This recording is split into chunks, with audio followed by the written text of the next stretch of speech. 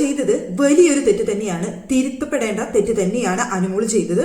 പക്ഷേ ഒരു കാര്യമുണ്ട്, അത് ലാലേട്ടൻ മുമ്പ് എന്തുകൊണ്ട് ചെയ്തില്ല എന്ന് ഇന്നിപ്പോ കണ്ട സമയത്ത് നമുക്ക് തോന്നി. അനുമോളെയും ആദിലേനെയും നൂറേനെയും ഒക്കെ കുറ്റം പറയുന്ന സ്ഥാനത്ത് മുമ്പുള്ളവരോട് എന്തുകൊണ്ട് ചോദിച്ചില്ല എന്നുള്ളൊരു ചോദ്യം അവിടെ ചോദ്യചിഹ്നമായിട്ട് നമ്മുടെ മനസ്സിൽ തോന്നി ലാലേട്ട എന്ന് പറയാനാണ് ഒന്നാമത്തെ കാര്യം. രണ്ടാമത്തെ കാര്യം എന്ന് പറയുന്നത്, ഇന്നത്തെ വീക്കെൻഡ് എപ്പിസോഡിൽ തിളങ്ങി നിന്നത് ആരാന്ന് ചോദിച്ചു കഴിഞ്ഞാൽ ഞാൻ പറയും നിവിനാണെന്ന്.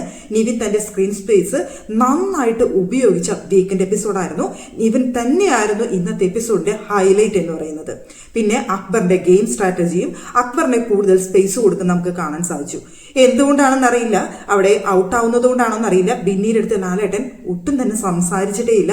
ഒന്നോ രണ്ടോ ചോദ്യം, ഒരു ചോദ്യം എൻ്റെ ഇതിൽ ചോദിച്ചിട്ടുള്ളൂ എന്ന് തോന്നുന്നു, മാത്രമേ ബിന്നിയുടെ അടുത്ത് സംസാരിച്ചിട്ടുള്ളൂ. ബിന്നിക്ക് അവിടെ സ്പേസേ ഉണ്ടായിരുന്നില്ല എന്നുള്ളതാണ് യാഥാർത്ഥ്യം. അനുമോളുടെ അടുത്ത് മൈക്കിന്റെ വിഷയത്തിൽ പറഞ്ഞ ആ ഒരു കാര്യമാണ് ഞാൻ നിങ്ങളുടെ അടുത്ത് ആദ്യം തന്നെ പറഞ്ഞത്. അവിടെ ചെയ്തത് വലിയൊരു തെറ്റാണ്. അനുമോള ആദ്യം തൊട്ട് ഇത് ചെയ്യുന്നതാണ്, ഡ്രസ്സിംഗ് റൂമിൽ കയറി സംസാരിക്കുന്നത്, അല്ലാതെ മൈക്ക് മാറ്റിവെച്ച് സംസാരിക്കുന്നത് ഒക്കെ പലപ്പോഴായിട്ട് ആദില, നൂറ, അനുമോൾ ചെയ്യുന്ന കാര്യം തന്നെയാണ്. പക്ഷേ അത് പറയുന്നതോടൊപ്പം തന്നെ മറ്റൊന്നും കൂടി പറയണ്ടേ ലാലേട്ടാ, എന്താണെന്നാവും. ജിസയിലും ആര്യനും തമ്മിൽ പല തവണ സംസാരിച്ചിട്ടുണ്ട്. അത് പലതവണ ബിഗ് ബോസ് തന്നെ ലൈവില് ഒരുപാട് തവണ വാണിംഗ് ചെയ്തിട്ടുണ്ട്. എന്നിട്ട് ഒരു വീക്കെൻഡ് എപ്പിസോഡിൽ പോലും ലാലേട്ടൻ ഈ വിഷയത്തെക്കുറിച്ച് അവിടെ സംസാരിക്കുന്നതോ ചോദിക്കുന്നതോ പ്രേക്ഷകരായ നമ്മൾ കണ്ടിട്ടില്ല, കേട്ടിട്ടില്ല. അതുകൊണ്ടാണ് ഞാൻ പറഞ്ഞത്, എന്തുകൊണ്ട് ഇവരെ മാത്രം ചോദ്യം ചെയ്തു എന്നൊരു ചോദ്യം ചെയ്തതിൽ തെറ്റൊന്നുമില്ല. അവരിനി വെറും 4 ആഴ്ചകൾ മാത്രമേ ഉള്ളൂ, നന്നായി കളിക്കണം എന്ന് തന്നെയാണ് അവിടെ ലാലേട്ടൻ സൂചിപ്പിച്ചത്. ലാലേട്ടൻ ഇവരുടെ 3 പേരോടുമായിട്ട് സൂചിപ്പിച്ച ഒരു ക്ലൂ ഉണ്ട്.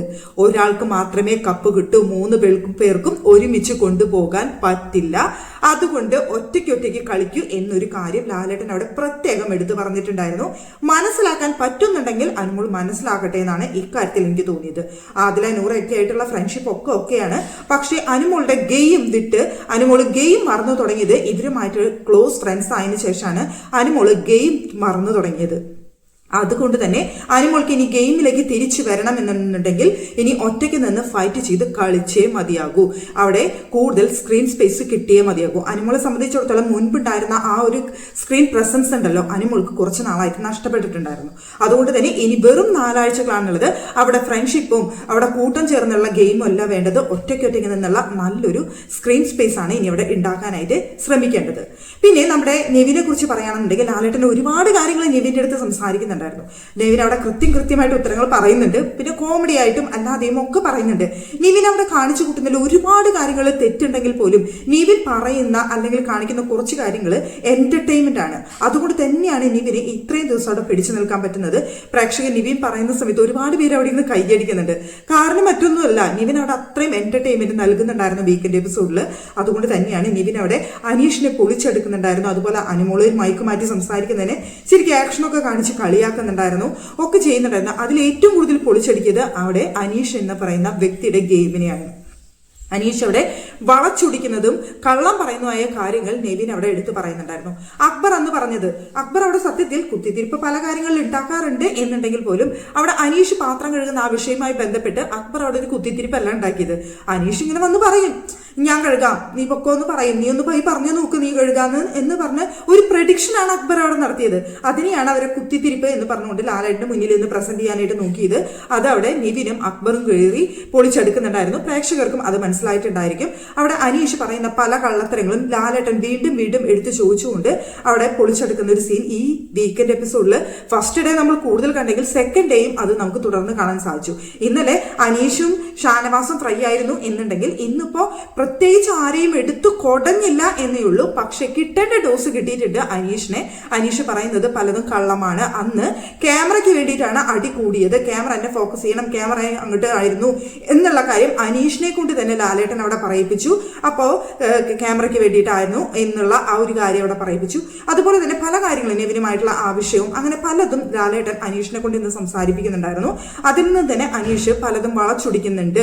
അനീഷ് അവിടെ സ്റ്റോറി പറയാൻ പറഞ്ഞ സമയത്ത് അനീഷ് ഇങ്ങനെ ഓരോ കാര്യങ്ങൾ ഇങ്ങനെ സംസാരിക്കാനുള്ള കഴിവും എഴുതാനുള്ള കഴിവുള്ളതുകൊണ്ടായിരിക്കാം, പക്ഷേ മറ്റാർക്കും കഴിയാത്ത രീതിയിൽ അവിടെ അനീഷ് സംസാരിക്കുന്നുണ്ടായിരുന്നു. അത് തന്നെയാണ് അനീഷിനെ തുറന്നു കാട്ടുന്ന മറ്റൊരു കാര്യം. ഒരു കാര്യം കിട്ടിക്കഴിഞ്ഞാൽ അതിനെ വളച്ചൊടിക്കാനും അതെങ്ങനെയൊക്കെ രീതിയിൽ സംസാരിച്ച് മാറ്റാനും കഴിയുമെന്നുള്ളത് അനീഷ് അവിടെ തെളിയിച്ചു.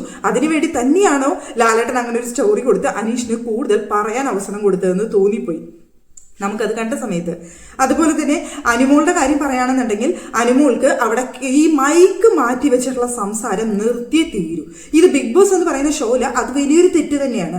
അത് ലാലേട്ടൻ ഇന്ന് കൃത്യമായിട്ട് ചൂണ്ടിക്കാണിച്ച് കൊടുത്തിട്ടുണ്ട്.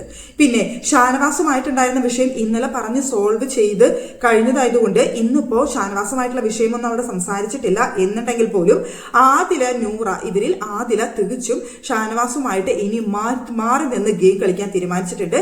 ഷാനവാസ് അവിടെ ചെയ്യുന്ന പല കാര്യങ്ങളും തെറ്റാണ് എന്ന് അവിടെ ആദിലെന്ന് പറയുന്നുണ്ട്. അതുമാത്രമല്ല, ഇത്രയും നാളും അവിടെ ചേട്ടൻ അനീതി കോംബോ ഒക്കെ പിടിച്ചു നിന്ന ആളാണ്. പെട്ടെന്ന് ഒരൊറ്റ എപ്പിസോഡ് കൊണ്ട് ടെസ്റ്റ് ചെയ്തിട്ടുള്ളത് ആദില. അപ്പൊ തുടർന്ന് ഇനിയിപ്പോ ആ ഒരു കോംബോ എങ്ങനെ മുന്നോട്ട് പോകുന്നുള്ളത് എന്തായാലും നോക്കി കാണേണ്ട കാര്യമാണ്. ഞാൻ പറയുകയാണെന്നുണ്ടെങ്കിൽ ഷാനവാസിനെ ഒറ്റയ്ക്ക് കളിക്കാണ് വേണ്ടത്. ഷാനവാസിന് ഇപ്പോൾ ഒരുപാട് നെഗറ്റീവ് പുറത്തു വന്നിട്ടുണ്ട്.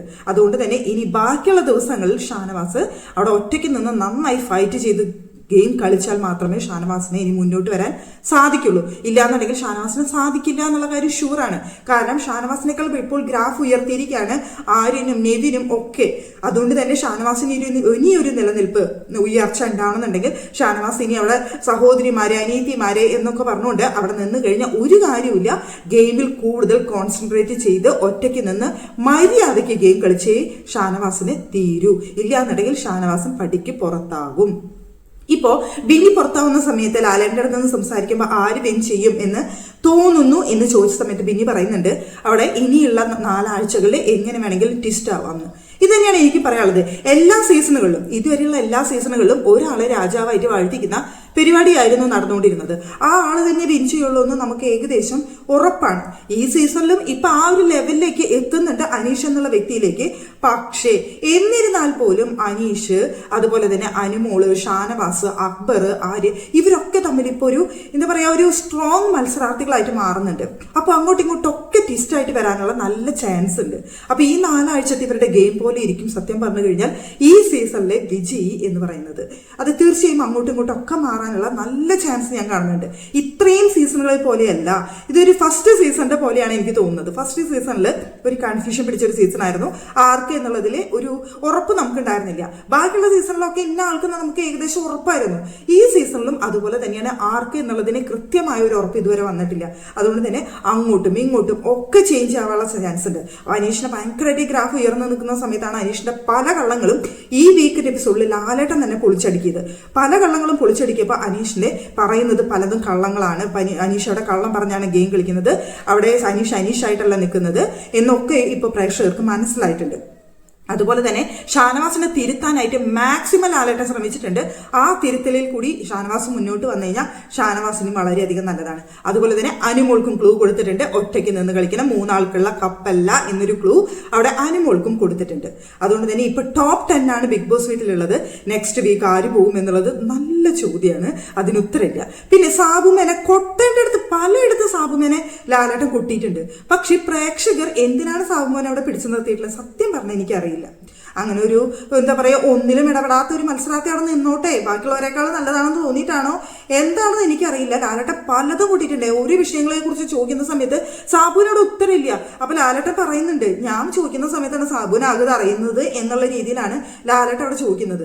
അപ്പൊ സാബു എന്നിട്ട് അതിന് ശേഷം ഞാൻ പുറത്ത് വലിയ സംഭവമാണല്ലേ എന്ന് ആദിലയുടെ അടുത്തും നൂറയുടെ അടുത്തും പറയുന്നുണ്ട്. അപ്പൊ ഇത്രയും വീക്കായിട്ട് സ്ട്രോങ് മത്സരാർത്ഥികളൊക്കെ പുറത്തു പോകുന്ന സമയത്താണ് ഒന്നും ചെയ്യാത്ത ഒരു മത്സരാർത്ഥി ആ ബിഗ് ബോസ് വീട്ടിൽ നിൽക്കുന്നത്. സത്യം പറഞ്ഞ ബിഗ് ബോസ് ടീമിന് ലാലേട്ടനൊക്കെ അക്കാര്യത്തിൽ നല്ല വിഷമമുള്ളത് പോലെയാണ് എനിക്ക് ലാലേട്ടൻ്റെ സംസാരം കേട്ട സമയത്ത് തോന്നിയത്. പക്ഷെ എന്ത് ചെയ്യാൻ, പ്രേക്ഷകർ വോട്ട് ചെയ്യുന്ന സമയത്ത് എന്ത് ചെയ്യാൻ പറ്റും.